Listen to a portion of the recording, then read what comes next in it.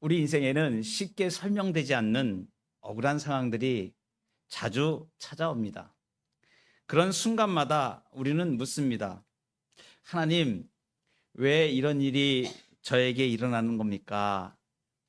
사실 오늘 본문에 나타난 바울의 모습을 보면 바울의 삶이 바로 이렇게 억울한 상황들에 자주 놓이는 삶이 아니었나 생각이 듭니다. 억울하고 불합리한 상황의 연속. 그렇지만 이 본문을 깊이 들여다보면 그 모든 과정 속에 하나님의 섭리가 너무나 토도하게 이렇게 흐르고 있음을 우리가 발견하게 됩니다. 권력자들이 많이 등장을 하죠. 정치적인 문제도 등장을 합니다. 그러한 상황에 바울은 억울함 당하지만 결국에는 그를 복음으로 그들의 로마 제국의 심장부인 로마로 향하게 인도하십니다. 이 말씀을 통해서 우리는 오늘 우리 억울함과 지연되는 일들과 이러한 속에서 하나님의 계획이 결코 멈추지 않는다는 이 사실, 그리고 하나님의 생각은 우리가 생각하는 것보다 훨씬 크고 놀랍게 일하신다는 이 사실을 통해서 은혜를 받기를 원합니다. 오늘 본문 말씀을 통해서 주시는 교훈 첫째는 하나님의 계획은 모든 권력 위에 있습니다.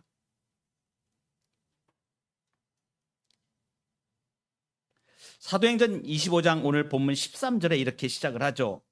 수일 후에 아그리빠 왕과 버니게가 베스도에게 문안하러 가이사랴에 와서, 이 말씀을 보다가 갑자기 제가 이 사람들이 지금 등장하는 이유가 무엇일까? 지금 성경 말씀에서, 이 계시의 말씀에서 지금 이 어떤 한 사건을 소개하는데 등장 인물이 예사롭지가 않은 거예요. 그래서 제가 이 부분을 묵상하다가 그렇구나. 하나님께서 이러한 인물들을 등장시키는데 이유가 있으시구나. 그것을 깨닫게 되었습니다. 여기 아그리빠 왕이라고 나오는데 이 아그리빠 왕은 당시 유대의 역사적인 인물이에요. 그리고 왕입니다. 아그리빠 2세라고 이렇게 명칭되어지는 사람인데 헤롯 가문의 마지막 왕입니다. 분봉 왕으로서는.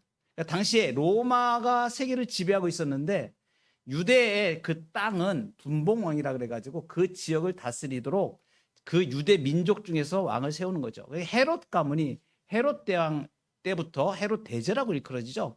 그 헤롯 대제 때부터 이 헤롯 가문이 계속해서 유대를 다스리는, 그러니까 말하자면 정치 집안입니다. 그리고 대대로 그 지역의 정권을 가지고 있는 집안이죠. 이 유명한 이 왕이 지금 바울이 있는데 가이사랴까지 오게 된 것을 말하는 거예요.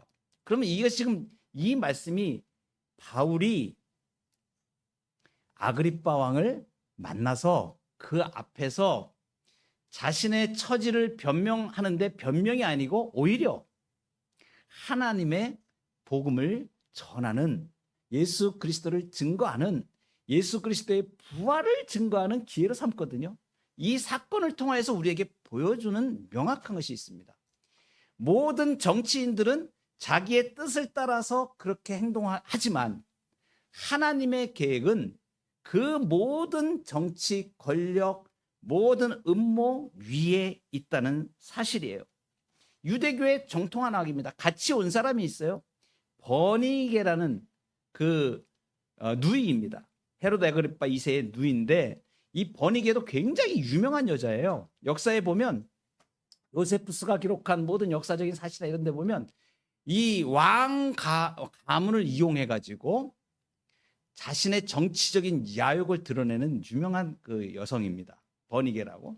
이 사람이 로마의 황제의 첩이 되기도 하고 나중에 유명한 그 로마의 디도 장군 뭐 이런 사람들과 정략적인 결혼을 여러 번 수차례 하는 이런 사람입니다. 그러니까 굉장히 도도하고 그리고 세상적인 욕심으로 가득 찼고 야망과 권력으로 가득 찬 사람인 것을 알 수 있습니다. 베스도라는 총독이 등장을 하죠. 이 앞에 있었던 로마의 벨릭스 총독 다음으로 온 사람이잖아요. 그러니까 지금 등장하는 인물들을 이렇게 쭉 보세요. 지금 보면 아그리파 2세, 버니게, 그리고 베스도. 이 아그리파 2세가 이 베스도 총독이 온 지 얼마 안 되니까 한 20일 정도 된 지금 상황이에요. 총독으로 부임한 지. 이 와가지고 지금 가이사랴, 당시에 로마 군대의 주둔지가 있던 가이사랴까지 예루살렘에서 이 왕이 친히 와가지고 지금 정치적인 문제를 의논하고 있는 이런 상황을 지금 말해줍니다. 여기에서 다뤄지는 중요한 사건이 바로 바울을 지금 감옥에 가두고 있는 이 사건을 지금 베스도가 이제 이야기를 하게 되는 것이죠. 그런데 이러한 자리를 지금 만드신 것, 이것은 어떠한 의미를 가지는가? 아주 중요한 의미가 있습니다. 이것은 뭐냐면 이러한 정치 권력을 가진 자들은 자기의 계획을 따라서 정치적인 일을 하는 것뿐입니다. 그런데 하나님의 계획은 이러한 모든 권력 위에 있습니다. 하나님께서는 지금 무엇을 하고 계시냐면 이 아그리파 왕, 버니게, 베스도 이런 사람들을 동원해 가지고 무엇을 하시는 거냐면 복음을, 예수 그리스도의 부활을 공적으로 선포하게 하시는 거예요. 여러분 이것을 잘 기억하시기 바랍니다. 만약에 이 사건이 없었다면, 역사에 이 사건이 없었다면 복음이 드러날 수 있는 기회가 없는 거예요. 공적으로 드러날 수 있는 기회가 아니에요. 그 당시에 복음은, 예수 그리스도의 부활은 어떤 처지에 있었습니까? 사람들이 인정하지도 않고 예수 그리스도께서 죽은 자가 부활하셨다, 예수 그리스도가 메시아다, 이러한 사건을 말하는 사람들이 있었는데 예수님의 제자들, 사도들을 통해서 얘기는 됐지만 공적으로 전체 나라에 또는 로마 제국에 이 일들이 공적으로 드러나지는 못한 상태였어요. 그러니까 조금 변방에서 사람들이 쟤네들이 저렇게 얘기하나 봐, 무슨 이단인가 봐, 뭐 이렇게 지금 얘기하고 있었던 사실이라는 것이에요. 그러한 정황에서 지금 하나님께서 어떻게 하시는 겁니까? 공적인, 그것도 왕, 임금들, 당시에 쨍쨍한 정치 권력자들을 다 모아가지고 거기에서 무엇을 하게 하시는 거예요? 예수 그리스도의 부활을 선포하게 하시는 거예요. 공적으로 선포하게 하시는 거예요. 하나님께서 모든 이 하나님의 능력과 이 계획은 모든 정치 권력 위에 있다는 사실을 우리에게 보여주시는 것이에요. 그래서 세상은 권력자의 입에서 결정이 나오는 것처럼 보여집니다. 그런데 성경은 우리에게 분명하게 말씀해 주시는 것이 이것이에요. 하나님의 계획은 그 모든 권력 위에 있다. 아그리파 왕의 말, 또 베스도 총독의 판단, 이 모든 상황의 전개가 하나님의 섭리 아래 움직이고 있었습니다. 하나님은 이 인간들의 권력, 외교, 법과 제도, 이런 모든 것들을 다 사용하셔서 복음을 공적으로 선포하게 하십니다. 여러분, 우리가 지금 이러한 역사적인 사건들 속에서 바로 우리가 이 복음을 알게 됐고 듣게 됩니다. 하나님께서 이 복음을 퍼뜨리시기 위해서 이러한 정치인들까지 다 사용하셔서 지금 하나님의 계획을 이루고 계시는 것입니다. 한 집사님의 이야기입니다. 이제 오랫동안 이 집사님이 한 부서에서 이렇게 직장에서 성실하게 일해 왔습니다. 그런데 어느 날 느닷없이 인사 발령이 난 겁니다. 인사 발령 난 걸 보니까, 가만히 내막을 보니까 이게 회사 내에 정치적인 음모로 해가지고 이 집사님을 지금 좌천시켜서 좀 안 좋은 장소로 이렇게 보내는 일이 일어났습니다. 이 집사님이 이 일을 당하면서 억울하고 마음이 편하지가 않고, 또 그러던 중에 하나님 왜 나를 이런 곳으로 보내셨습니까? 이렇게 불평하기도 하고 그러던 상황이었습니다. 그런데 시간이 좀 지나서 이상한 일이 일어났는데, 그 집사님이 자천돼서 간 그 자리에 두 동료를 만나게 됐습니다. 한 명은 오래전에 교회에 실망해서 신앙을 떠난 사람이었고, 또 한 사람은 가정 문제로 굉장히 괴로워하고 있는 사람이었습니다. 그 자리에서 그 집사님이 조용한 기도와 위로를 그들에게 하기 시작했습니다. 그리고 삶의 태도를 통해서 믿는 사람의 하나님을 섬기는 자의 모습을 보여주고 그들에게 복음을 소개했습니다. 결국 이 두 사람이 마음을 돌리게 되고 마침내 교회에 함께 나가기 시작했습니다. 그 집사님이 나중에 이렇게 고백을 합니다. 처음에는 정말 말도 안 되는 인사 발령 때문에 자천돼가지고 억울했지만 지금 생각하면 하나님이 저를 보내신 이유를 알 것 같습니다. 이 자리는 제 사명의 자리였습니다. 여러분, 하나님의 계획은 모든 권력 위에 있습니다. 모든 음모 위에도 있습니다.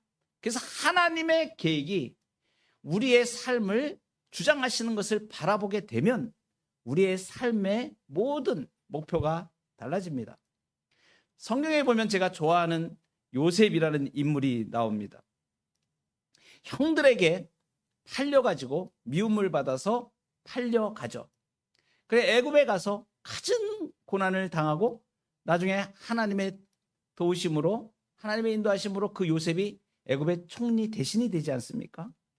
나중에 이제 흉년이 들어서 고향에 있던 요셉의 형제들이 곡식을 구하러 옵니다. 와서 요셉을 만나게 되죠. 그리고 나서 그러한 만남의 과정 속에서 맨 마지막에 창세기 50장 20절에 요셉이 하는 유명한 대사가 나옵니다. 당신들은 나를 해하려 하였으나 하나님은 그것을 선으로 바꾸사 오늘과 같이 많은 백성의 생명을 구원하게 하시려 하셨나니. 사람은 악하게 의도했지만 하나님은 그것을 선으로 바꾸셨습니다. 억울한 상황 속에서도 하나님의 손은 일하고 계셨던 것입니다. 결국 그것이 많은 사람을 살리는 도구가 되었습니다. 우리는 여기서 기억해야 될 사실이 있습니다.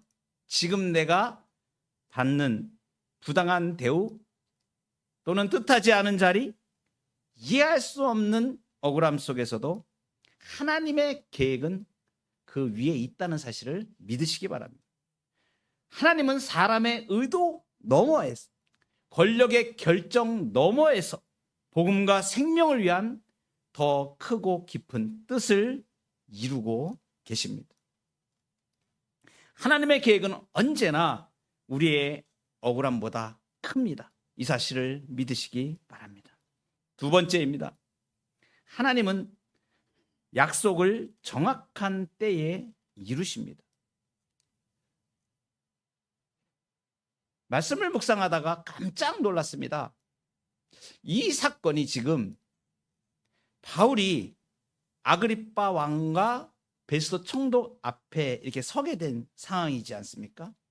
인간적인 눈으로만 보면 어정쩡하고 불편한 현실이죠. 고소당한 입장이고, 그리고 무죄임에도 불구하고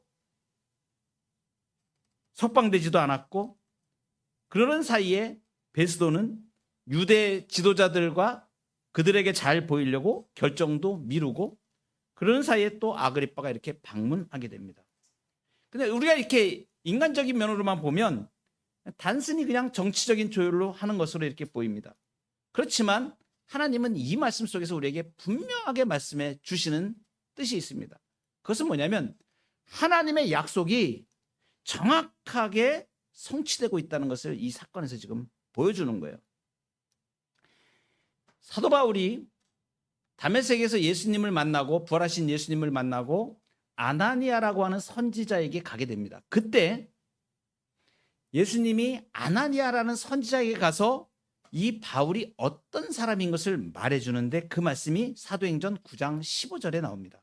이 사람은 내 이름을 이방인과 임금들과 이스라엘 자손들에게 전하게 하기 위하여 택한 나의 그릇이라. 예수님이 이걸 미리 지금 말씀하셨던 거예요. 그러니까 이 사람은 내 이름을 이방인과 임금들과, 여기 보세요, 임금들 앞에 서서 예수님의 이름을 전하게 하셨다는 사실, 이것을 약속하셨던 거예요. 근데 이 오늘 본문에서 마침내 이것이 지금 이루어지는 것을 봅니다. 유대인의 왕, 임금이잖아요. 아그리빠, 로마 총독 베스도 앞에서 예수 그리스도의 이름을 증거하게 됩니다. 무엇을 말씀해 주십니까? 억울한 것 같은 시간, 불공정한 것 같은 절차, 그런 미뤄지는 그 모든 판결, 재판 과정, 이 모두가 결국은 하나님의 시간표 속에서 볼 때는 낭비가 아니었다는 사실, 하나님의 약속을 성취해 가고 있던 사실인 것을 우리에게 보여줍니다. 우리는 종종 하나님의 약속이 지연되는 것처럼 느낄 때가 있습니다. 기도했는데 응답은 더디고 길은 막히고 오히려 상황은 나빠지기까지도 합니다. 여러분 삶은 어떠세요? 저는 이런 경우를 너무 많이 겪어왔습니다. 도무지 기도하는데 약속이 지연되고 20년이라는 시간 동안 안 보이는 시간도 걸어왔었습니다. 나중에 깨닫게 되죠. 무응답도 응답이라는 것. 하나님이 응답하지 않으시는 것도 응답이라는 것을 내가 깨닫게 되었어요. 그래서 이걸 무답, 하나님 앞에 기도했는데 답을 안 하셔. 답을 안 하시는 것도 답인 것을 제가 알았어요. 왜요? 그것을 통하여 하나님의 뜻을 깨닫게 하시는 과정이라는 걸 제가 알기 때문에 그렇습니다. 그런데 지나오면서 제가 보니까 하나님이 약속하신, 예수 그리스도 안에서 내게 약속하신 모든 풍성한 복들은 정말 하나도 놓치지 않고 다 실현되는 것을 제가 경험하며 믿음의 삶을 살고 있습니다. 그래서 이렇게 고백을 하는 거예요. 하나님은 절대 늦지 않으시는 거예요. 하나님의 타이밍은 가장 선하게 우리의 삶에 역사하십니다. 그러니까 필요할 때 그 일을 이루시고 정확하게 하나님의 가장 선하신, 그래서 이것을 하나님의 선하심으로 우리가 표현합니다. 그 하나님의 선하심은 우리의 생각으로 측량할 수가 없습니다. 지금 안 주시는데 그것을 꼭 주실 때가 있어요. 알게 하시고 깨닫게 하시고 분명하게 그것을 통하여 하나님께 영광이 되게 하시기 위하여 하나님의 타이밍에서 절대 늦지 않으시게 그것을 이루십니다. 그래서 하나님의 시간과 방식으로 약속을 이루시는 것이죠. 바울의 지금 상황을 한번 보세요. 만약에 바울이 지금 감옥에 갇히지 않았다면 어떻게 복음을 들고 왕이라는 사람들 앞에서 이 복음을 얘기할 수 있는 기회가 있겠어요? 그러니까 이 하나님의 역사는 너무나 정확하고 우리가 모르는 시간과 또 그 방식으로 이루시는 것을 우리가 알 수 있습니다. 구약에 보면 선지자 중에 하나님 앞에 잘 따지는 선지자가 한 명 있습니다. 그래서 하나님 앞에서 왜 이것을 더디 주십니까? 이렇게 기도하니까 하나님이 응답을 주시는 말씀이 하박국 2장 3절에 나와요. 이 묵시는 정한 때가 있나니 그 종말이 속히 이르겠고 결코 거짓되지 아니하리라. 비록 더딜지라도 기다리라. 지체되지 않고 반드시 응하리라. 이 말씀이 여러분의 삶에 실현되기를 소망합니다. 지체되지 않고 반드시 응하시는 하나님의 가장 선하신 그 시간과 그 계획 안에서 하나님께서 여러분의 삶을 이루시기를 원하십니다. 지나치게 길어 보이는 상황 가운데서도 불공정한 가운데서도 하나님은 당신의 때를 기다리고 계십니다. 이 약속을 붙들고 사는 것입니다.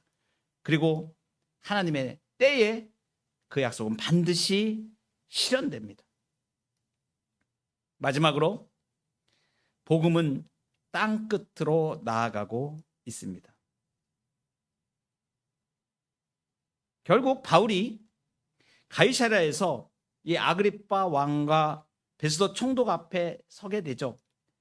결국 이 이유는 뭐냐면 황제에게 상소했기 때문에 그런 거예요. 나는 여기서 재판받지 않겠다. 그래서 황제에게 바울이 상소를 했지 않습니까? 그래서 이 바울을 로마 총독 베스도는 로마로 보내야 됩니다.